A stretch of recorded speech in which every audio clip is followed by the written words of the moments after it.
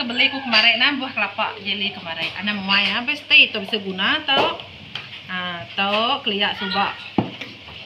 Kena balani aki nih kita itu. Balani apa itu? Kena laga anunya namanya kacau. Kacaunya kena orang ngawak berau. Nah, orang ke bisa ngemuan benda atau tajaunya. Jadi bisa ngemuan kacau tau.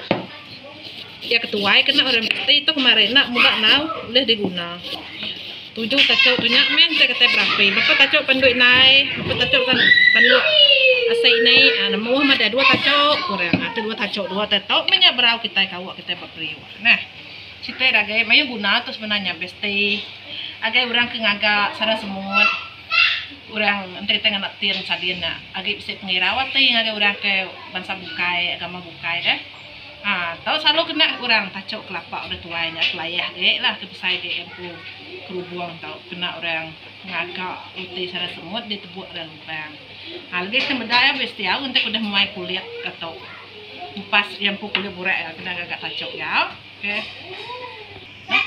oke besti ya bakat tahu nanti kita bisa penyayat besinya tahu kita nyayatnya tahu mek bisa deh empu mua atau buka deh dia tahu untuk kita melipuk karan kalau sedia kurang tahu jarang kita gebek deh nemu teh tacok kurang tahu udah kumai orang tacok besti makin tuai ge makin nakal ge orang kepuh kerja silik orang maneh tuh belua tahu deh kikis orang ngena kita pasir ama elis ini menda besti teh orang ada maka kita deh tahu 2 sekap maka tahu sekap kita ngangau tuh besti teh ante maka tahu tacok layang ge namanya sepenuh tahu tacau banyak besti untuk ketua madas tacau 2 tacau menuah tacau 2 tacau nyampau besti ya oke ngajak besti bye